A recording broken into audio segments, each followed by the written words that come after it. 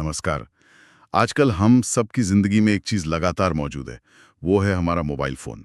पर क्या ये सिर्फ एक टूल रह गया है या कुछ ज्यादा बन गया है? आज हमारे पास एक दिलचस्प लेख है, शीर्षक है मोबाइल की लत, खुद को फिर से पाएं। तो इसी पर बात करते हैं। हाँ, ये विषय को बहुत जरूरी है आजकल। लेख की शुरुआत होती है एक बहुत ही जानी पहचानी तस्वीर से। मतलब सुबह आंख खुली नहीं कि फोन हाथ में, और रात को सोने से पहले भी बस स्क्रोलिंग। तो सवाल यह है कि क्या इस सब में हम धीरे धीरे खुद को खो रहे हैं? चलिए इस लेख से समझने की कोशिश करते हैं कि माजरा क्या है। बिल्कुल। तो सबसे पहले यह समझना जरूरी है कि लेख मोबाइल की लत कह किसे रहा है। क्या बस ज्यादा फोन चलाना ही लत है? नहीं, लेख इस बात को साफ करता है, ये सिर्फ घंटों की बात नहीं है। लत तब है जब हम बिना किसी खास वजह के भी बार बार फोन उठाते हैं, शायद आदत की वजह से या बस एक खालीपन सा भरने के लिए। जब अपनी असल जिंदगी थोड़ी फीकी लगने लगे और फोन की दुनिया ज्यादा रोमांचक। अच्छा, और इसमें ये जो एप्स हैं सोशल मीडिया वाले, इनका क्या रोल बताया गया है? वो छोटी सी खुशी वाली बात। हाँ, वो बहुत अहम है। ये ऐप्स हमें डोपामाइन का एक छोटा सा एक इंस्टेंट हिट देते हैं। वो एहसास जो हमें कुछ अच्छा मिलने पर, कुछ नया देखने पर होता है।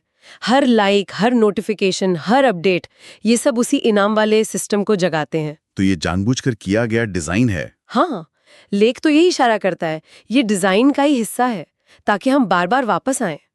और ये जो एहसास है ना कि असल दुनिया शायद उतनी मजेदार नहीं, ये हमें वर्चुअल दुनिया में खींचता रहता है। ये तो सोचने वाली बात है कि कितना कैलकुलेटेड है सब कुछ। लेकिन इसका हम पर असर क्या हो रहा है? लेख में एक लाइन थी जो मुझे काफी असरदार लगी। हर बार जब आप फोन उठाते हो, आप अपना थोड़ा समय नहीं बल्कि थोड़ा थोड़ा खुद भी खोते हो। हाँ, ये लाइन बहुत गहरी है।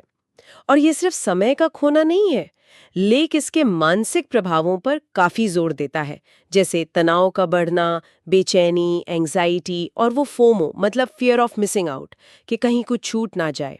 हमारा ध्यान, वो फोकस करने की क्षमता, वो कमजोर होती जाती है। और नींद पर असर। हाँ, नींद का पैटर्न तो अक्सर बिगड़ ही जाता है।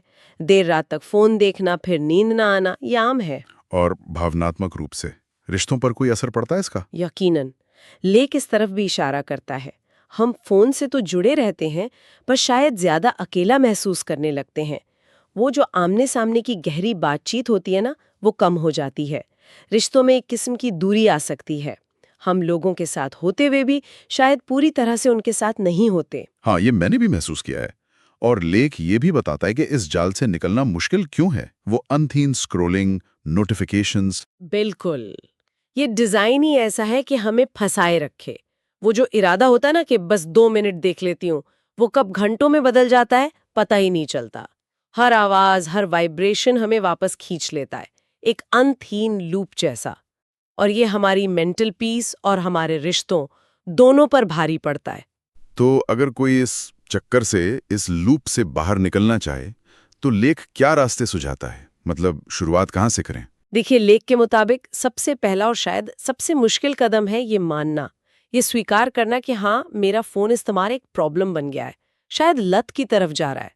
जब तक ये एहसास नहीं होगा, तब तक बदलाव मुश्किल है। सही बात है। जागरूकता पहला कदम है, और इसे मानने के बाद फिर कुछ ठोस कदम उठाने की बात आती है, छोटे छोटे कदम, जैसे कभी कभी डिजिटल डिटॉक्स ट्राई करना, कुछ घंटे या अगर मुमकिन हो तो 1-2 दिन फोन से बिल्कुल दूरी। सुनने में शायद आसान लगे, पर यह काफी चैलेंजिंग हो सकता है। हाँ, मुश्किल तो होगा। और एक और बहुत प्रैक्टिकल सुझाव है, सोते समय फोन को बेडरूम से बाहर रखना, चार्ज कहीं और करना। इससे कम से कम रात की नींद और सुबह की शुरुआत बेहतर हो सकती है। स्क्रीन टाइम लिमिट करने का भी जिक्र था शायद। हाँ, बिल्कुल। अपने लिए एक सीमा तय करना। फोन में आजकल टूल्स भी होते हैं इसके लिए, और उस पर टिके रहने की कोशिश करना। साथ ही ये भी जरूरी है कि हम अपनी ऑफलाइन जिंदगी को ज्यादा महत्व दें।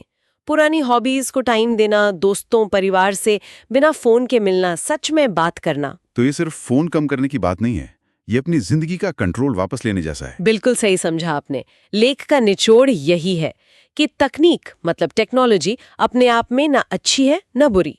ये एक बहुत शक्तिशाली साधन है। सवाल ये है कि क्या हम इसे कंट्रोल कर रहे हैं या ये हमें कंट्रोल कर रही है। ये कोशिश है अपनी एकाग्रता, अपने रिश्तों और एक तरह से खुद को वापस पाने की। तो कुल मिलाकर इस लेख का संदेश साफ है। जिस फोन को हमने अपनी सुविधा के लिए बनाया था, वो अनजाने में हम पर हावी हो सकता है। और इस पैटर्न को तोड़ना यकीनन आसान नहीं है, पर नामुमकिन भी नहीं। छोटे, सोचे समझे कदम हमें वो कंट्रोल वापस दिला सकते हैं। बिल्कुल। और इस पूरी बातचीत के बाद ना, एक सवाल जहन में घूम रहा है जो शायद हम सबको सोचना चाहिए।